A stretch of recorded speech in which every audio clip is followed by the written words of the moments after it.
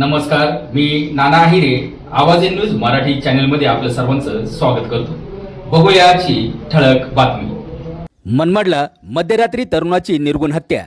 सुदर्शन चव्हाण खून प्रकरणाने परिसर हादरला. नाशिकच्या मनमाडीतील ईदगाह परिसरात मध्यरात्री एका तरुणाची धारदार शस्त्राने वार करून हत्या करण्यात आली.